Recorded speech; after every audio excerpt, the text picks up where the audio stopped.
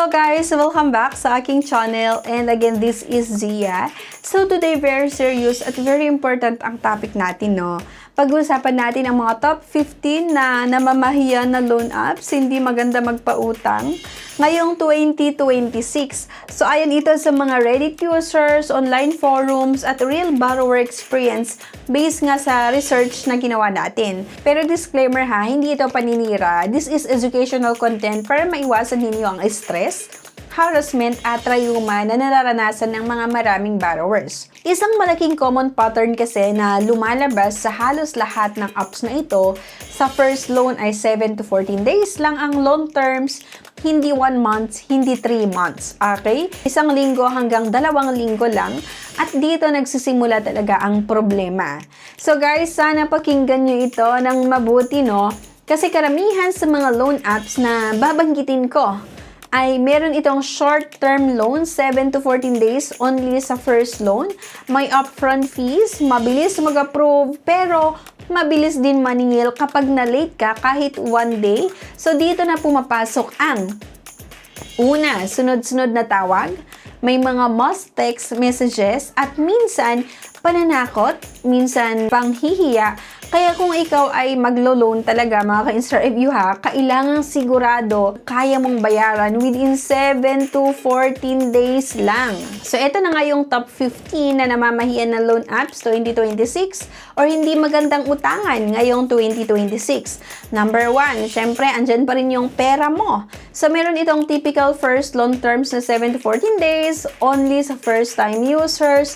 May mga complaints din dito like mataas ang service fee, may mga upfront, maliit lang ang natatanggap, pero yung collection starts early, may aggressive reminders kapag near due date.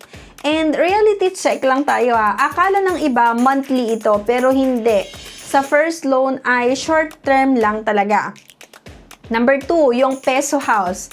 First term dito ay 7 to 14 days at reported issues, hindi malinaw ang fees, biglang due agad, nakaka-pressure yung mga messages kapag delay, meron itong high risk kung wala kang pambayad agad. Next, or number 3, yung Prima loan. Yung first loan terms dito ay 7 days. Ito yung common user report. May mga complaints like very short yung repayment window, harassment kapag late, at contacting references. And then, syempre, yung number 4 ay yung Peso loan. Itong Peso loan ay may first term pa rin na halos nasa 7 to 14 days lang. Ang pattern reported ay automatic penalty kapag na-late daily, may mga follow-up, stressful collection style. Number 5 naman, yung light credit. Okay? So, ang first term dito ay 7 days pa rin talaga, kaya napaka-red flags. Sunod-sunod na SMS, calls, kahit hindi pa due. Kaya, masasabi natin na pressure tactic ito. And then, number 6 nga, yung Peso here. Okay? So, meron itong first loan term na 7 to 14 days, mixed reviews naman ito. Some says okay kung on time, pero kapag late, pushy reminders talaga. Number 7, yung More Gold. Okay?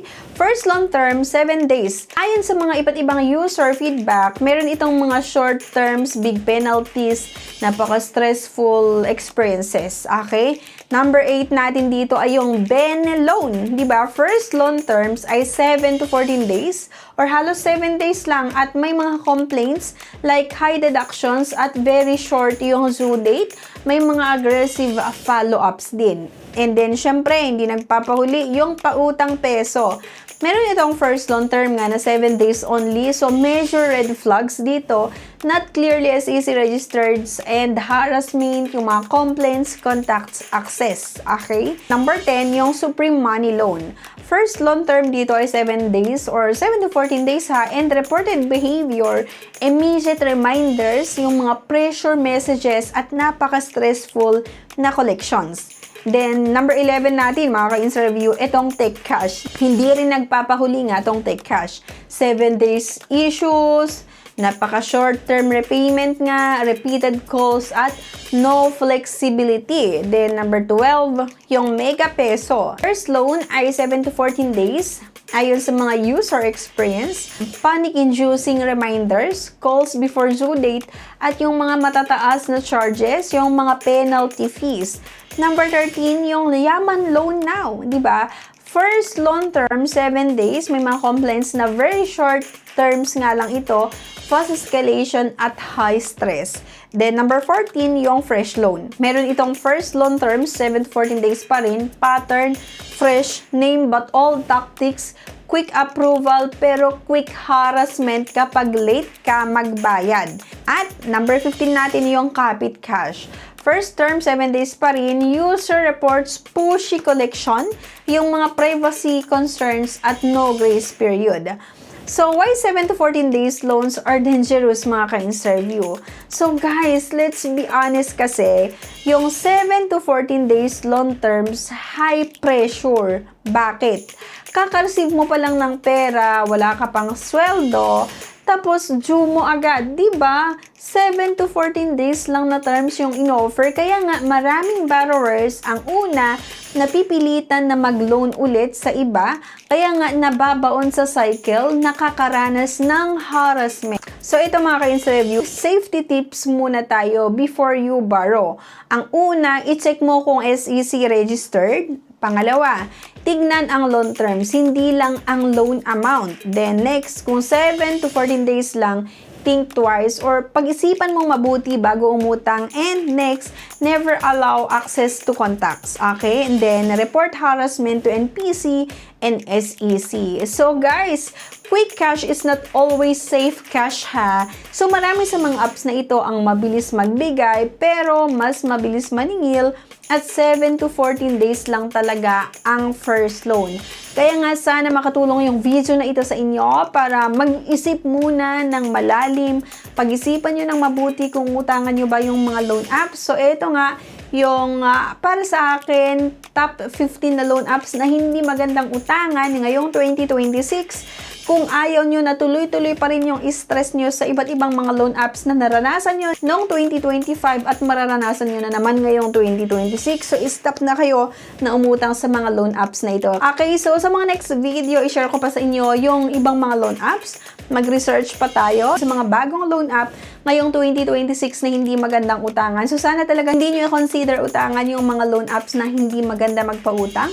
Yung mga namamahiya, nangaharas, short term at malaki yung mga charges nila or yung mga pinapatong nila, then malaki yung mga kinakaltas. Okay? So, yan lang mga ka-ins-review. Sana i-share nyo yung video na to sa mga kakilala nyo. Mga kakilala nyo para mabigyan din natin sila ng babala, no? Bago pa nila utangan or bago pa nila ma-download yung mga loan apps na ito. So, pero again, mga ka-ins-review, ang decision pa rin talaga ay nasa sa inyo. Kasi kahit naman sabihin ko na hindi magandang utangan, pero gusto nyo talaga na utangan, wala akong magagawa doon.